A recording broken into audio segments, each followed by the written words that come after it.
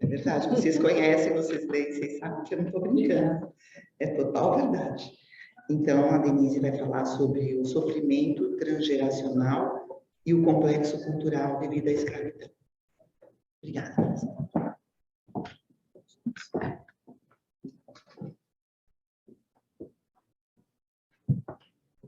Bom dia a todos e a todas. Um prazer estar aqui com os meus colegas, amigos e com a minha grande amiga, Irene Gaeta. Essa, sim, também é uma pioneira na divulgação dos trabalhos junguianos aqui no Brasil. Irene criou o 11º simpósio já, né? Então, é uma delícia estar aqui todo ano, celebrando com os nossos colegas o movimento junguiano, com todas as novidades que vem vindo por aí, as transformações do pensamento junguiano para o século XXI. O que eu vou apresentar hoje aqui, já que o tema é complexo, uma pesquisa que foi feita há cerca de 9 anos, 8, mas eu tenho voltado ao local que eu vou mostrar qual é, e visto que nada mudou aqui. Mas a preocupação com o trauma da escravidão é muito antiga. Acho que qualquer brasileiro, não é, fica atônito perante as diferenças que existem entre uma população descendente de europeus e uma população descendente de pessoas que foram escravizadas. As diferenças são marcantes, chocantes, e mesmo apesar de todos os esforços com medidas de, por exemplo, vagas especiais para os afrodescendentes, etc., poucos resultados ainda estão obtidos. Alguns resultados, sim, mas ainda a população descendente de escravos continua com índices muito piores. Que deu? Eu vou começar mostrando a minha preocupação com essas questões. O que é o trauma, o que é complexo cultural? Vocês viram ontem o que é complexo, assim como Jung desenvolveu em 1902, a partir do teste de associação de palavras. Mas outros autores, como Tom Singer e Sam Gibbons, desenvolveram o conceito de complexo para uma coisa mais ampla, que chama-se complexo cultural, que eu vou explicar aqui. Então, ele vai mostrar que existe complexo no indivíduo, mas também existe complexo que pertence a um grupo. E a reprodução desse complexo, como a reprodução de um complexo em cada um de nós, causa sérios distúrbios comportamentais e grande sofrimento emocional. Para ser bem honesta, eu estava aplicando o teste de associação de palavras no Instituto Junguiano da Bahia, que tem um grupo muito forte junguiano. Apliquei o teste para os estudantes ali e um rapaz ficou muito triste com o teste. Eu falei, estou vendo que você está triste quando terminou o teste. Eu disse, é. Eu perguntei, por quê? Ele falou, tem uma palavra que é navio, né? Eu falei, quando você falou a palavra navio, eu lembrei de negreiro. Isso me entristeceu profundamente. Aí eu me toquei, em Salvador, 80% da população é descendente de pessoas escravizadas. Ele é um jovem, século XXI, e está respondendo com grande sofrimento a palavra navio negreiro. Bom, começo a perceber, então, que o complexo está lá. Como é que um jovem, depois de tantos séculos, século e pouco, né, de libertação, mas é uma longa história de submissão e de horrores, ele está respondendo ainda com esse sofrimento. Isso me despertou que provavelmente ali existe um complexo cultural devido à escravidão. Então, é sobre isso que eu vou falar hoje. O que é complexo cultural e meu estudo em relação a um grupo específico, onde eu achei esse grupo bem concentrado e relativamente mais fácil de você observar um complexo cultural, o Pelourinho, na Bahia. Sobre isso que eu vou falar. Então, primeiro, alguns índices terríveis do que significa ser descendente de pessoas que foram escravizadas. Sabemos que 52,9% da nossa população é descendente de pessoas escravizadas. Entretanto, essa população ganha menos da média do país, bem menos. 17% menor a média deles do que os brancos quando eles têm a mesma origem social. Então, não é só uma questão de diferença social de herança que passa para um para o outro. Esse é o problema.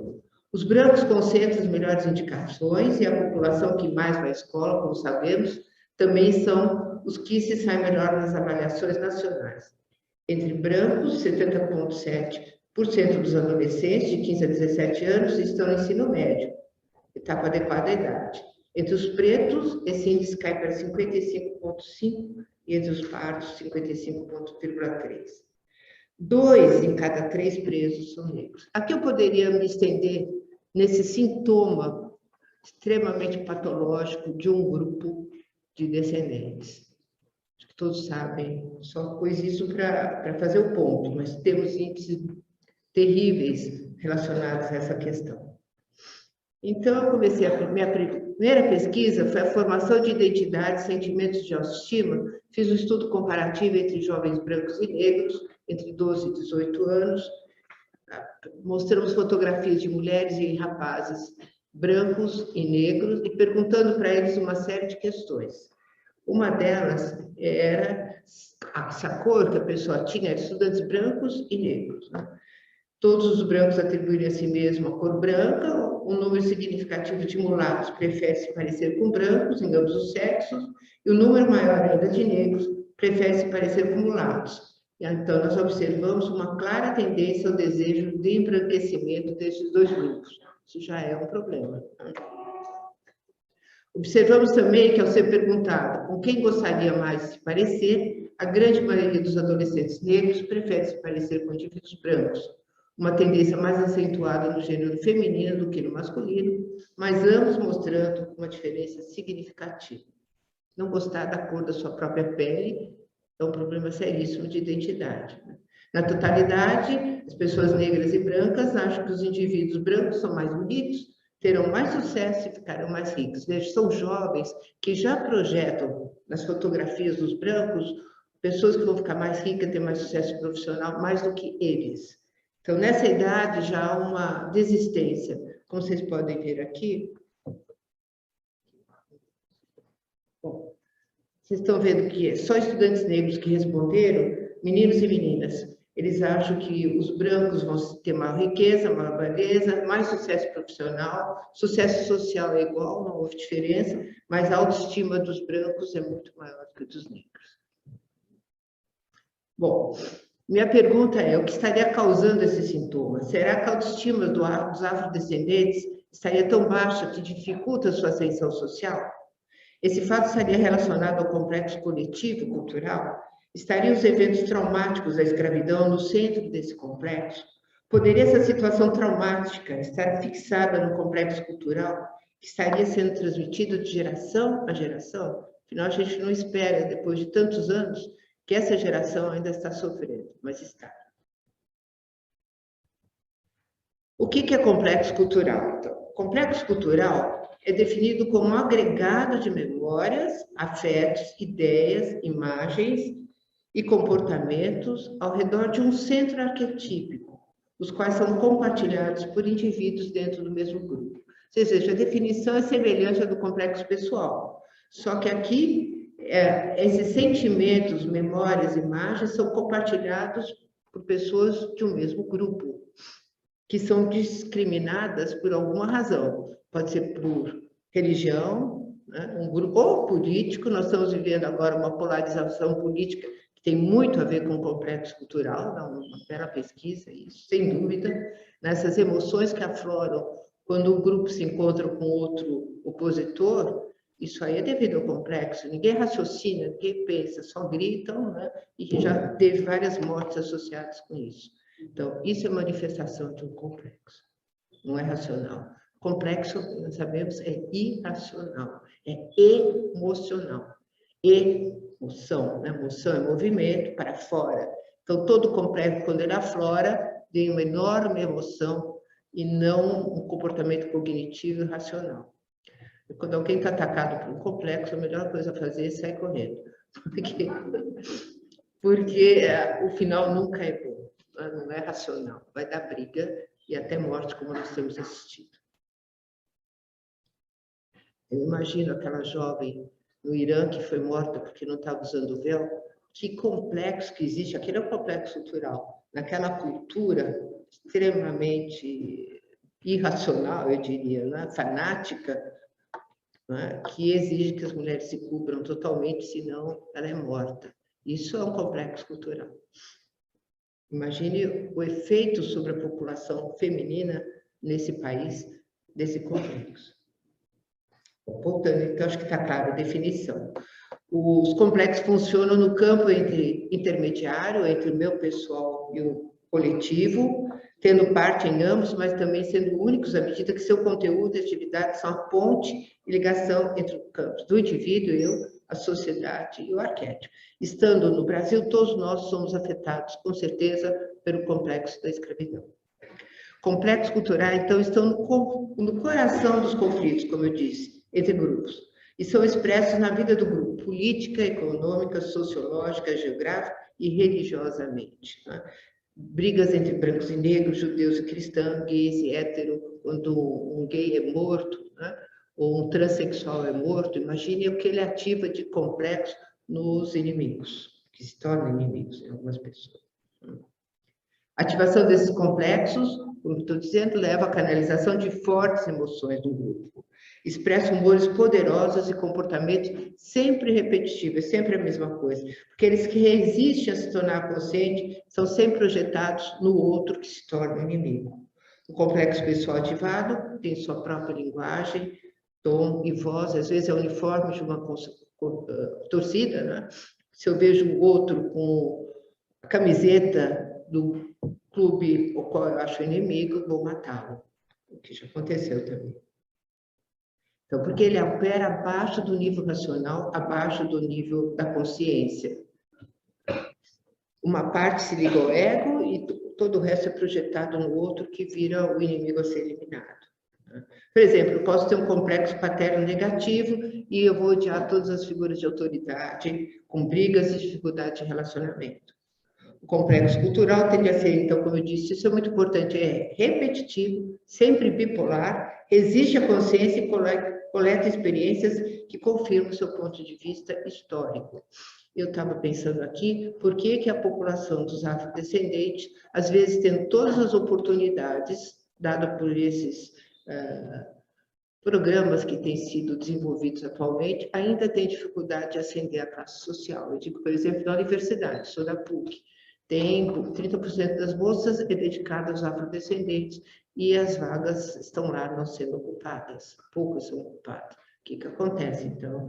Qual é a dificuldade de ascender a esse nível? Então, a origem do complexo cultural é sempre traumático, repetitivo, tem a ver com preconceito, discriminação, sentimentos de opressão e inferioridade que eu vi na população de afrodescendentes. Então, esse é um modelo que Jung desenvolve. Embaixo, estou conseguindo ligar isso aqui? Bom, embaixo, na primeira camada, a gente tem a base arquetípica e você vai subindo para grupos maiores, nações, grupos, família e até o indivíduo em cima. O A seria o indivíduo. Então, nós sofremos influência de todos os arquétipos da cultura, os complexos culturais também vão afetar cada um de nós, portanto, é muito importante saber quais são os complexos culturais que nos afetam. Bom, como eu disse a vocês, então eu procurei uma cidade, um local, eu queria estudar essa população no local onde elas habitam, para ver se lá havia um complexo cultural e como ele se manifestava. Então, eu fui para o Pelourinho, Centro Histórico de Salvador, que está lá preservado, né, patrimônio histórico da Unesco, ninguém pode mexer nos prédios que estão lá. Eu achei que seria um ótimo local para fazer minha pesquisa. Eu demorei uns anos indo e vindo para Salvador para fazer essa pesquisa. Tá? Então, Pelourinho, como vocês sabem, é o local onde os barcos carregando os navios, onde os negreiros chegaram. Eu lembrei do jovem que respondeu navio negreiro. Né? Então, embaixo, não estou conseguindo ligar aqui. Aqui, achei, desculpa. Aqui embaixo, né, é o local onde chegaram os navios negreiros, né, e aí eles subiam até esse local, é a Praça do Pelourinho. Bom, Quando eu dei essa palestra em Montreal, ninguém sabia o que era pelourinho. Em inglês, pelourinho é pilori, mas eles não tinham ideia o que era. Então, até mostrei o desenho para eles entenderem o que é realmente essa barbárie. A única imagem que eu achei em Salvador foi essa no Museu Municipal do Pelourinho. Isso é um problema. O centro histórico, o nome é centro histórico. Por que que virou? O apelido é Pelourinho e o que todo mundo conhece é o Pelourinho. Então, a questão desse local tão importante, chamar-se Pelourinho, já fala de trauma. Pelourinho é uma coisa traumática, terrível. Lá eles morriam, os escravos morriam espancados, e quando acabavam, né, morriam, eles eram deixados ali, ninguém podia mexer, ninguém podia enterrar, porque a ideia é deixar como exemplo. Claro que os outros escravos, à noite, retiravam os corpos e conseguiam enterrar, e dizem que embaixo dos tijolos do centro histórico tem vários esqueletos. Bom, então a pesquisa levou 4 anos, um pouco mais, porque eu tenho, quando eu vou lá, ainda revejo e vejo se está tudo igual, está.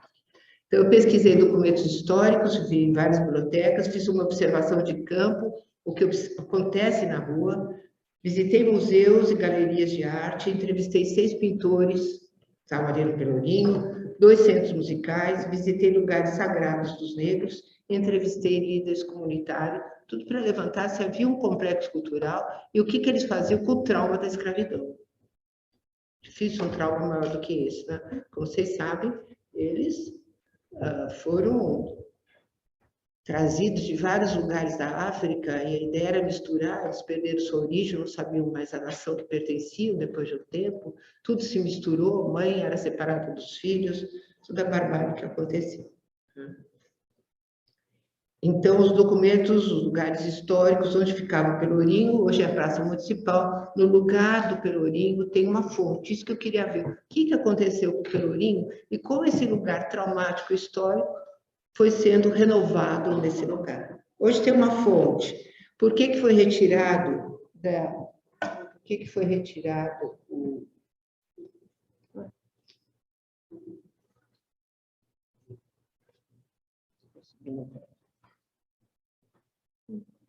Não estou conseguindo... Bom, onde é Thiago Pelourinho já é uma fonte. Isso é um sinal positivo, né, de renovação e transformação de um símbolo terrível.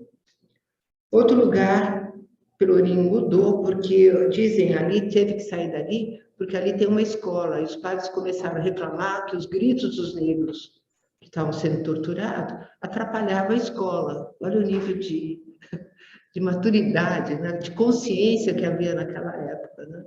Era, o barulho dos escravos atrapalhava as aulas, então eles mudaram para o terreno de Jesus.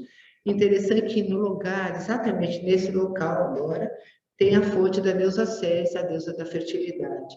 E a água, de novo, renovando. Eu comecei a ver as marcas da escravidão, as marcas dos traumas, onde estava no Pelourinho.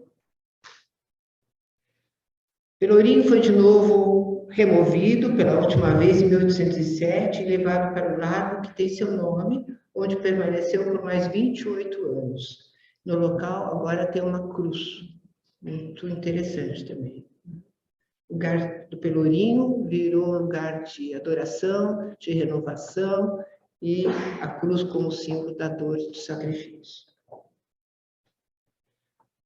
De 1807 a 1835, ficou no Largo do Pelourinho, realmente. Né?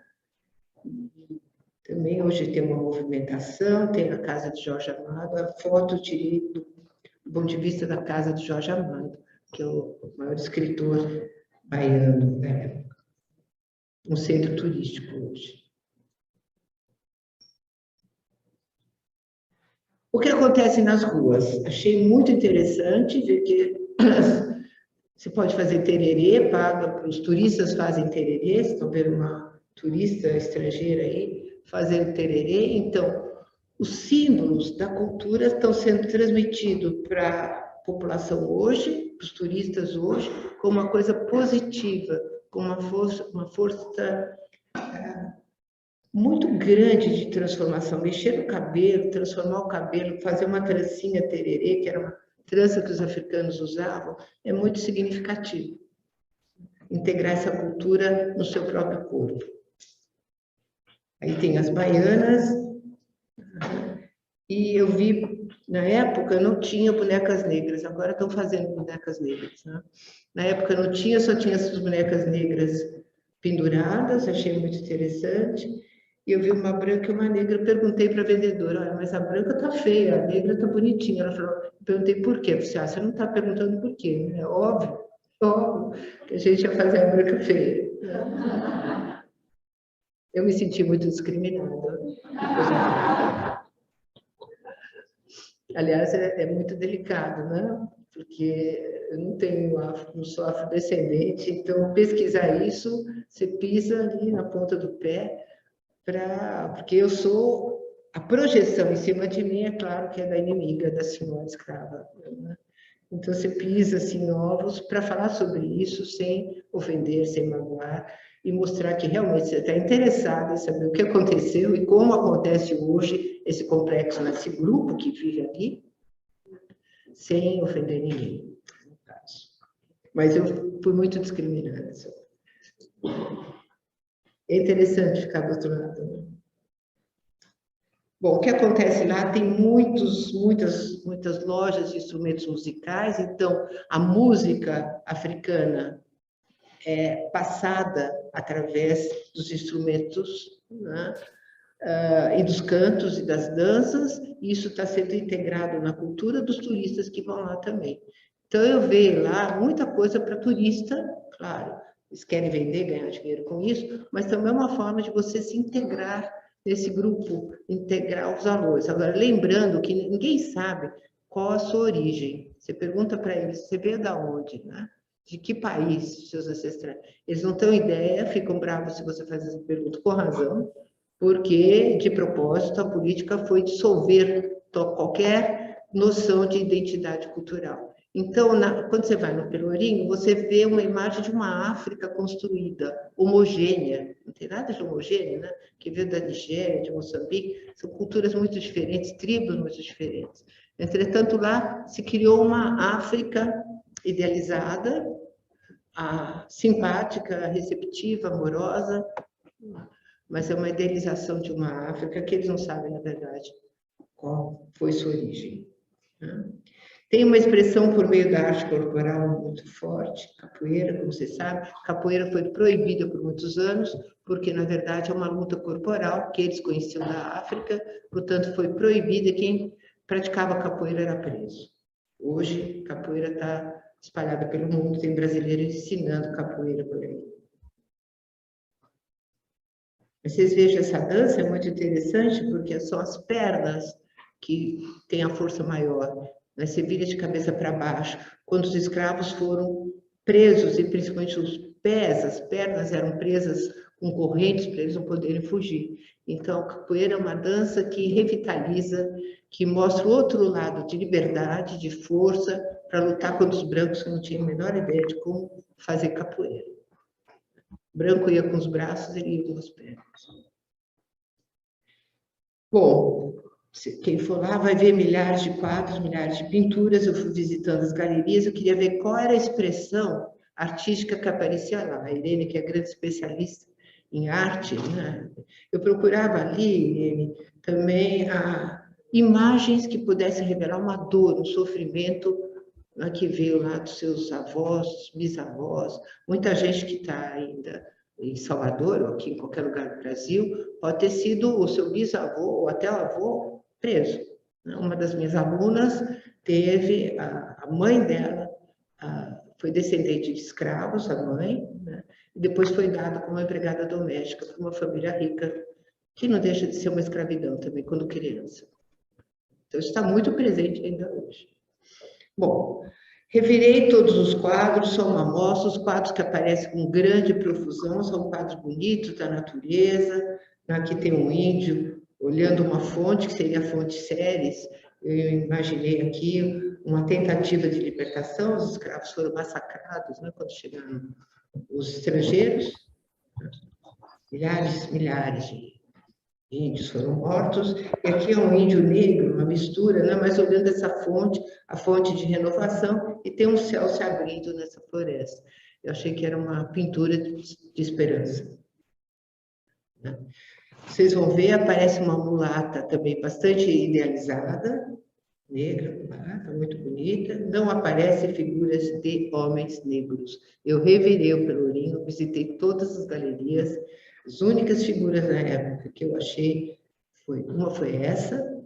Vocês podem ver a diferença entre a mulher sorrindo, uma boa, e o homem extremamente sofrido, um olhar muito triste, terrível. E são pintores homens que eu entrevistei mais. Então, ele projeta a si mesmo como um homem terrivelmente sofrido. Aqui também, aqui é uma foto de um escravo, essa foto à esquerda tem um desenho, um dos poucos desenhos que eu achei de homens. Vejo sempre o sofrimento e a tristeza nessa projeção da própria imagem. A mulher é idealizada como uma figura de ânima, sorridente, tinha aquelas coisas de mulatas que dançam, né, que também eu acho terrível, né, porque como que aparece a mulata?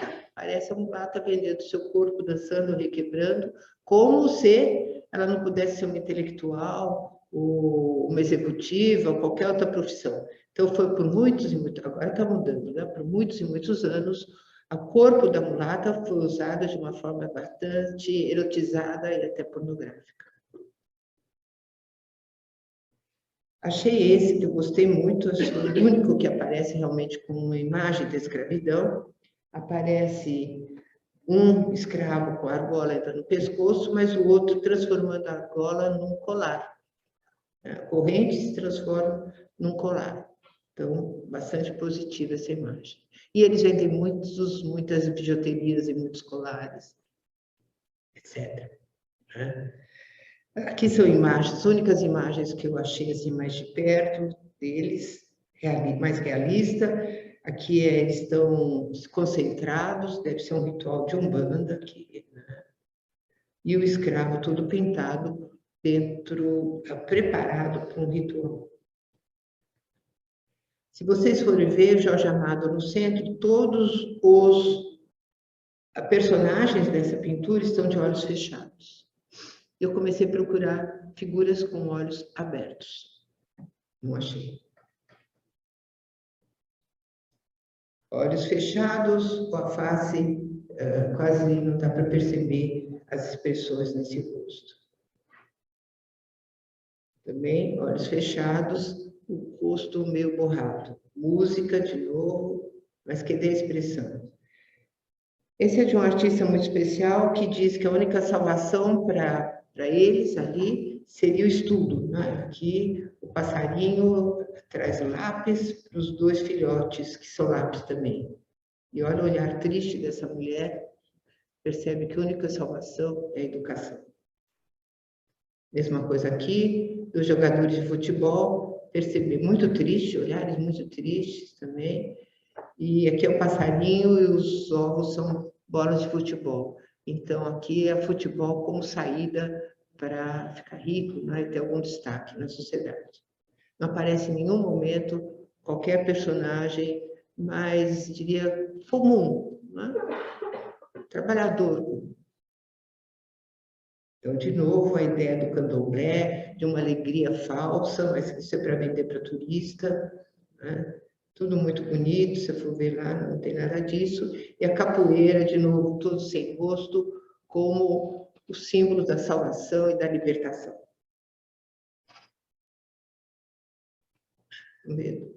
Claro que quem pinta isso tem capacidade de pintar rostos e mostrar a verdadeira expressão, o que estão sentindo. Isso é camuflado, não aparece, sempre com a ideia de vender para o turista. E claro que o candomblé é também muito forte, muita gente de várias partes do Brasil vai à Bahia para fazer consulta, né, com os orixás. Então, isso é muito forte também, o candomblé. Eu visitei os 2 centros mais famosos, grupos do Pelourinho, musicais, é o Filho de Gandhi, bem interessante, eles assumirem a personagem Gandhi como Aquele que propõe a paz são os filhos de Gandhi, mas o grupo mais forte é o Ludum, que em 1987 lança uma música do faraó, onde eles se dizem filhos do faraó. Ninguém veio do Egito e se transformou em escravo, não teve isso. Então, ser filho do faraó é uma fantasia de poder e de grandeza que restaura, de alguma forma, a própria origem. Todos nós gostamos de saber de onde vieram meus avós, meu bisavó. Isso dá um senso de identidade, de autoestima muito bom. Entretanto, como eles não sabem de onde vieram, só sabem que foram capturados, arrastados, vieram para cá, falta para eles um enorme sofrimento não saber a sua própria origem. Então, eles criam uma fantasia que eu sou filho do faraó, eu tenho poder, portanto, eu sou importante e eu tenho minha autoestima por causa disso. Então, é um grupo fortíssimo, veja as cores que eles usam, vermelho, amarelo e preto, cores, estão até na bandeira da Alemanha, algumas cores de força, de poder, de luta. Esse grupo é incrível. E visitei os lugares religiosos dos negros.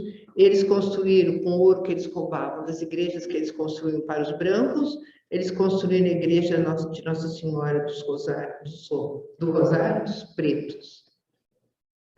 1704. Conseguiram fazer essa igreja, que está lá, ainda tem rituais, igreja muito bonita. Só que atrás, no cemitério, tem um cemitério de escravos no fundo da igreja. Esses escravos que eles recolhiam mortos ali do Pelourinho e enterravam nesse local. Tá aí. Muito escondido, isso você não vê, turista não vê isso. Eu que fui entrando, xeretando, perguntando, está lá, cemitério dos escravos, a partir do século XVIII. Essa famosa estátua de Anastácia, dizem que a patroa branca ficou com muita inveja, porque ela tinha olhos claros, olhos azuis, e claro que os senhores estupravam essas mulheres, ou às vezes gostavam delas e as tornavam como amantes permanentes. Essa era uma delas pela beleza, e a patroa então mandou colocar essa marra na boca, de modo que ela morreu sem água e sem comida. Sofrimento enorme, né? Anastácia. Mas também, isso é escondido, isso não aparece. Se eu for no Pelourinho, tudo parece uma grande festa. E entrevistei, acho que o líder comunitário mais importante, o senhor Clarindo Silva, que tem o dono da Cantina da Lua, a cantina mais importante, simpaticíssimo, e eu queria entrevistá-lo. E o senhor Clarindo, né, fiz uma entrevista, marquei a hora com ele, falei, você pode fazer uma entrevista? Expliquei, mostrei meus documentos, tudo para ele, né, muito desconfiado, o que você quer, né? Marquei uma entrevista com ele, eram 3h da tarde, aí eu chego no restaurante dele, ele fala, a senhora senta aí que eu já volto. Marquei com o senhor às 3. A senhora senta aí. Sentei. Esperei 1 hora, falei, vou ficar aqui. Ele está me dando um chá de espera de propósito, porque eu tinha marcado com ele. 4 horas eu volto, e ele falou, a senhora está aí ainda? Estou. Gostaria de entrevistar o senhor, expliquei o que eu estava fazendo, ele muito resistente, não gostando nada. E aí, à medida que eu fui fazendo perguntas, acho que ele percebeu a minha empatia. A palavra é essa, empatia, tendo junto, patos caminho, tendo o mesmo caminho, entendendo o sofrimento dele. E ele foi gostando das perguntas e me convidou, então, para subir no restaurante, aí serviu café, bolachinha, foi super simpático. E, no final, ele vestiu essa roupa com a qual ele desfilou, lá no desfile que teve no Pelourinho, uma roupa toda feita com fitinhas da Nossa Senhora do Bonfim. Não foi fácil quebrar a existência. Uma vez quebrado, ele se abriu e contou muitas histórias. Claro, de novo eles ficam bravos. Se você pergunta, você sabe quem foi seu avô? Não sei, não tenho história, não tenho a menor ideia, não sei nem quem é meu pai. Bom, então, as entrevistas com líderes comunitários e lojistas, o que eu percebi tinha essa questão da transferência e contra-transferência, o que essa branquela está fazendo aqui? Era difícil quebrar essa resistência, mas fui persistente. Grande preocupação financeira, porque o pessoal do Salvador mesmo não gosta de ir ao Pelourinho, porque eu lembro de coisas trágicas e difíceis, embora eles façam festivais, lá, tem o Lodum tocando, etc., mas quem vai mais lá são turistas estrangeiros. Né? Tem abandono da população de Salvador e a falência de lojistas e restaurantes. É bastante marcante essa preocupação de deixar o Pelourinho vivo. Né? O que vai ser do Pelourinho? Né? Então, todas as pesquisas e observações me permitem levantar algumas questões. Quais são as imagens que o afrodescendentes mostram para si mesmo e para os turistas? Como a expressão cultural dos afrodescendentes se desenvolveu a partir de suas origens ao longo de várias gerações? Minha pergunta. Seria o Pelourinho somente uma exibição, um show, um tipo de teatro que esconderia o verdadeiro self dessa população? A falta de representação da escravidão seria uma repressão do trauma ou uma forma de resiliência dessa cultura? Um pouco dos dois. Né? Então, de acordo com Singer e Gibbons, um grupo traumatizado pode apresentar um falso self para o mundo, enquanto a verdadeira identidade, a mais vulnerável, fica escondida do olhar do público. Tal grupo traumatizado, com suas defesas, pode estar vivendo uma história que se prolonga por várias gerações, vários séculos, até milênios, com experiências dolorosas e repetitivas que fixam esses padrões de comportamento e emoção no que chamamos de complexo cultural. Tá aí por que a população afrodescendente ainda tem todos os índices piores do que a dos europeus descendentes, vamos dizer assim. As entrevistas com artistas e figuras importantes da comunidade, assim como a visita ao cemitério dos escravos e as letras da música, eu fiz um estudo sobre as letras das músicas também, revelam um lado de sofrimento e trauma. A maioria das canções fazem referência ao passado glorioso, glamouroso, com fantasias de poder e grandiosidade. Enquanto esse centro histórico protege e dá um referencial para os seus habitantes, ao mesmo tempo é uma prisão que fabrica uma identidade baseada na cor da pele. Aí podem se sentir em casa lá e protegidos, mas essa é uma proteção que não permite escapar da identidade grupal. A memória da escravidão ainda molda uma identidade. Veja o significado, então, do nome Pelourinho. Muitos nem sabem qual é o significado. Conclusão. Os modos como a memória coletiva e a representação do passado estão presentes no Pelourinho, por meio da música, da pintura, permite duas hipóteses. Eles poderiam estar expressando defesas que ajudariam a sobrevivência do espírito grupal, na união, ou revelariam uma cisão na psique coletiva, um trauma e um complexo cultural. Eu acho que as duas hipóteses são válidas. Para terminar, eu fiz rapidamente uma pesquisa sobre os sentimentos sobre ancestralidade, que eu fiquei pensando nisso, comparei um grupo de Salvador com um grupo de estudantes pós-graduados em serviço social da PUC, né, todos afrodescendentes, e aí eu comparei com os descendentes de europeus. Né? Claro que os descendentes de europeus têm familiaridade com as suas raízes, conhecem a origem de sua família, querem voltar ao local de origem, né? A aparência é um fator, claro, útil e tem orgulho de sua origem. Eu fiz uma entrevista e uma pesquisa. E aqueles descendentes de pessoas escravizadas não têm familiaridade com as raízes, desconhecimento da origem, nem, claro, não vou responder se querem visitar, e a aparência gera sentimentos de inferioridade e vergonha. Então, esse é o gráfico que eu fiz, como vocês podem ver embaixo. Como que eu cheguei a essa conclusão de um complexo cultural decorrente do trauma da escravidão? Casos clínicos em consultório e de colegas, estudos com brancos e negros comparando as suas populações, a minha pesquisa no Pelourinho, estudos epidemiológicos e antropológicos permitem dizer que existe um complexo cultural aqui no Brasil que vem do trauma da escravidão. E nós temos que trabalhar com a população, não basta programas de inserção social, fundamentais, sem dúvida, mas nós temos que trabalhar no nível básico da educação primária e falar sobre o que realmente aconteceu nesse país.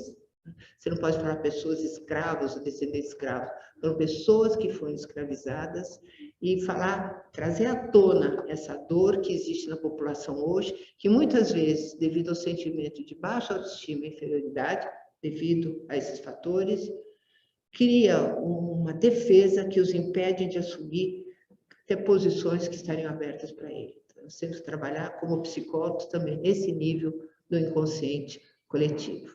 Isso aí. Muito obrigada.